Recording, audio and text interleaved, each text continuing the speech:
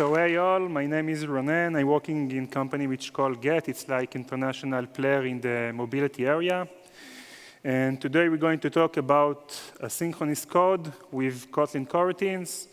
So first of all, we're going to discuss and to put all of us on the same page about what I'm meaning with async code. After that, we're going to discuss a bit what is coroutines. We're going to see coroutines in practice.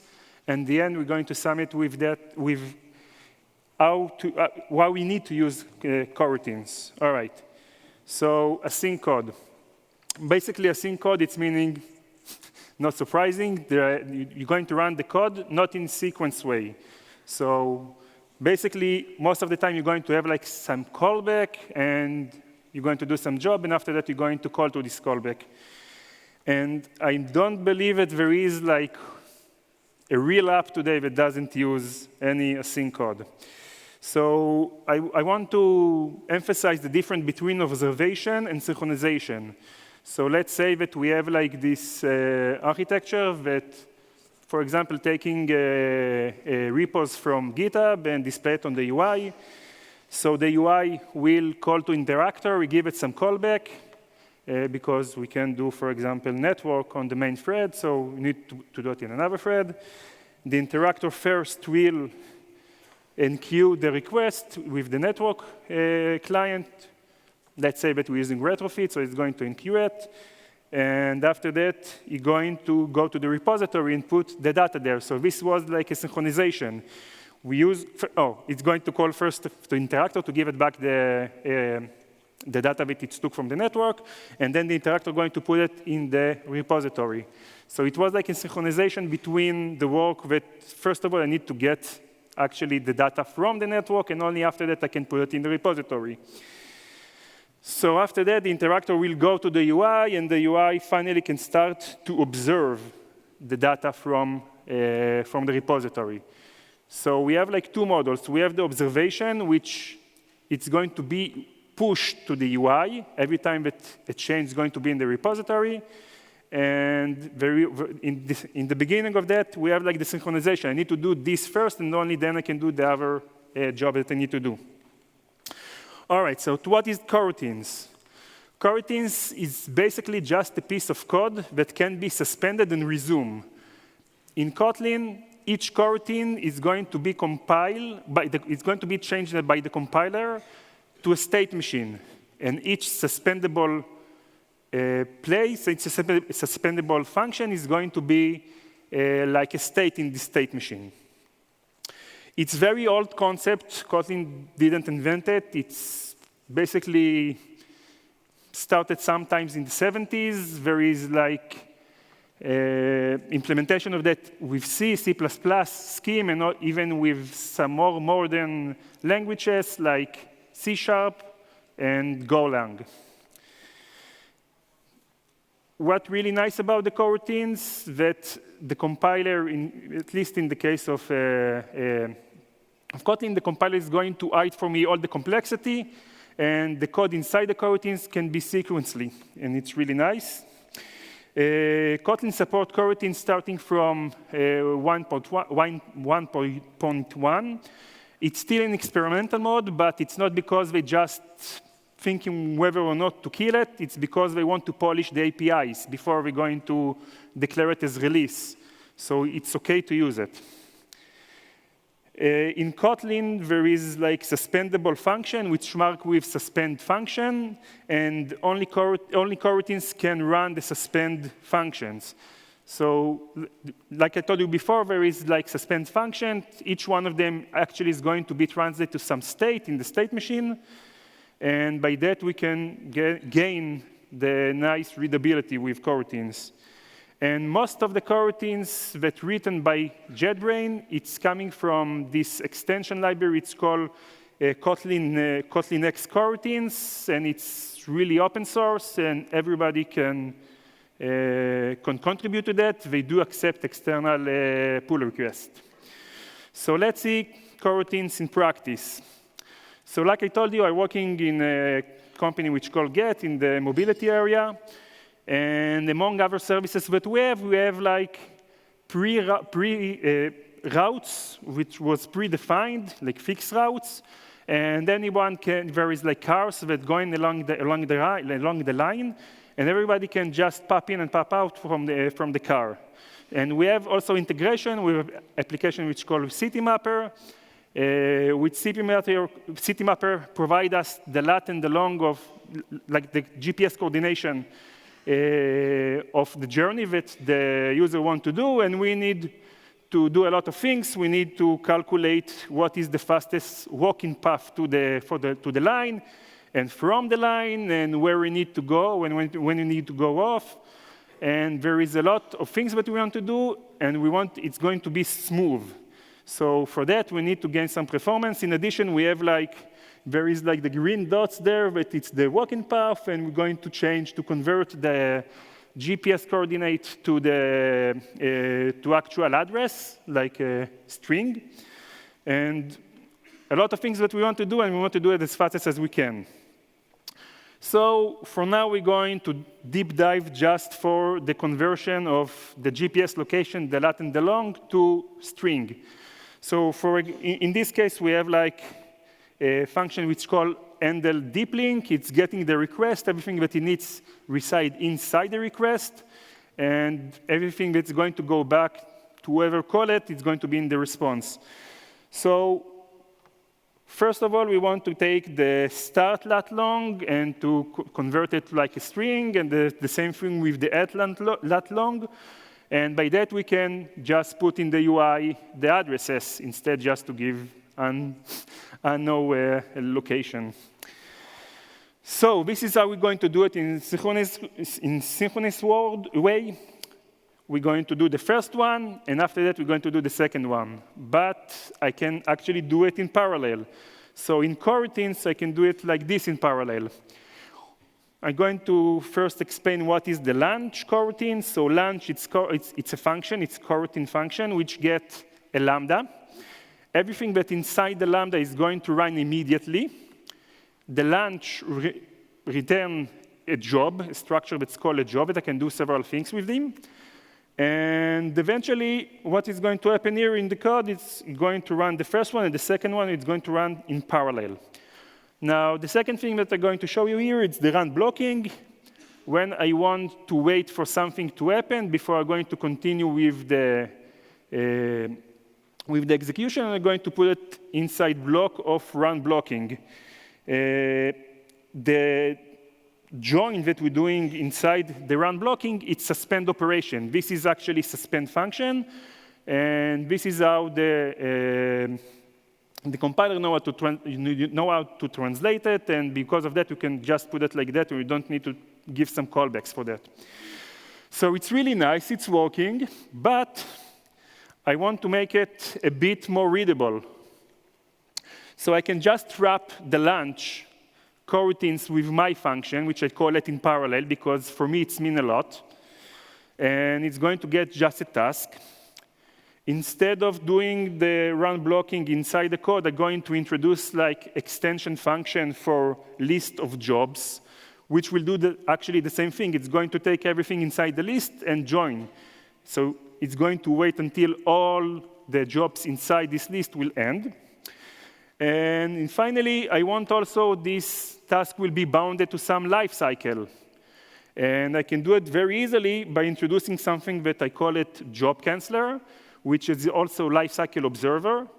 So when I just initialize this class, this job canceller, I can register it to some lifecycle owner, so it will be aware to the lifecycle. On destroy of this lifecycle, I will just go over each one of the jobs in the list, and I'm going to cancel it. By that, it's going to be bounded to lifecycle. All right, so with these abstractions, my code look a bit nicer for list for me. Now it's written. I'm doing two things in parallel, and then I'm going to put all of them in the job canceller, so it automatically will be closed when the lifecycle will be destroyed. And finally, I'm going to wait for all. All right, so it's really nice, but now I have like a different problem. I want to make 2 tasks to run in parallel, but just take the first one of them. For example, let's say that we have 2 providers that know how to reverse geocode from a lat long to some string. One of them is Google, and the other one is my best friend startup, and I want to help him. So we're going to use both of them. So now, because instead of using the launch coroutine, we're going to use async. Async, unlike launch, it doesn't start the execution right away. It's going to wait until we're going to do await or on await in this case. And it's returning defer, which defer is something that extends the job, but it can also bring me back like value.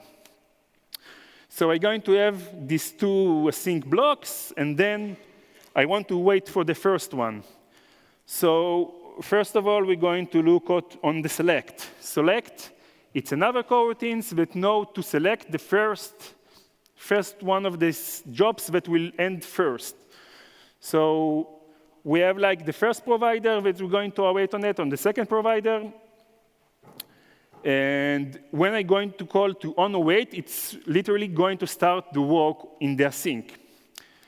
And with that, the first one that will finish, probably, of course, not Google, it's going to be my best friend startup. We're going to get a result, and this is going to be actually the return value. And because we want to wait for the first one, we wrap all of that with run blocking. So once again, it's working, it's really nice, but I want to make it more readable. So what I can do, like before, I'm going to provide my own abstractions. I'm going to wrap the async call with this call that's called, with this function which is called fetch address with provider. All this select code is going to be wrapped in extension function, this time instead of jobs, of deferred jobs. And I'm going to call it first, wait for first. And now I can use my abstraction, and the code look much more nicer. I have like fetch the first one, fetch the second one, put all of them in the job canceller because I still want to be bound to the life cycle. And then I'm going just to wait for the first one. So it's much more nicer, much more elegant than before. So until now, we just saw examples of synchronization between 2 jobs that we want to wait for the first or do both of them in parallel. Let's see how can we observe things with coroutines. So in coroutines, there is this notion of channel. Channel, it's like a message queue which can connect between, it's like network between 2 coroutines. And basically, channels have some capacity. So let's say that the channel have capacity of 2. If I want to write something to the channel and it's fully occupied, so I'm going to be suspend until somebody will pull something from this message queue. And if I want to receive something but it's empty, so once again, I'm going to be suspend and wait until somebody will write to the channel. In this case, we're going to use special channel, like it's a broadcast channel, but it's not just a broadcast channel. Its capacity is confluent. What it basically means that we're going to have a lot of subscribers which can, or consumers which can start to consume this channel. Everybody of them going to get, when you're going to first to observe the change, you're going to get the latest value. And when I update a new value, all of them get the same value. So we have this broadcast channel, and I just call it like a walk-in info stream. I'm going to take from the network the walk-in path, and then I want to put the initial walk-in path so the UI can start observing things.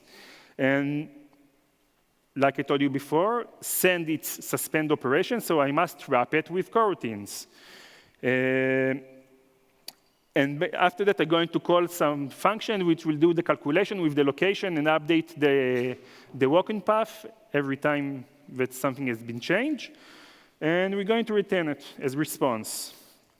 In the UI side, what we need to do, we need to get this broadcast channel, open subscription. This is the way that we open like a new subscriber that's going to to be notified about the changes. And then we're starting to consume it. Now, I'm using here a while because I don't want to get only once the value. I want it's going to be observed all the time. So I'm going to use this while the channel is not closed. And I get something. If it's not null, I'm going to push it to the channel. And then everybody that's listening to this channel can take it and do with it whatever we want. But it's very complex, so I'm going to introduce additional abstraction of my own. So this time I'm going to start with the data stream. So data stream is just something that gets subscription. Subscription is from type of receive channel. And I'm going to introduce there like two methods. One of them I call it notify on change, which basically hide all the boilerplate that I had to do in order to consume values from from this channel. And I'm going to have for that close, because if I don't want to observe any change anymore, I can just close it. With that, I can just use another abstraction, which is called data store. And data store hides for me the broadcast channel. And there is like a set current value, which do everything that we need to do with the launch and shutdown. And in the bottom, we have like the get data stream, which return for me the data stream from the previous slide. And with that, my code is look on the handle deep link. It's look a bit nicer because I don't have to put the launch there, and it's nice. But when I'm consuming these events, it's look much, much more elegant. Now all I need to do is just to take from the response the walking path data store, get the data stream, and be notified on change, and do something with this change.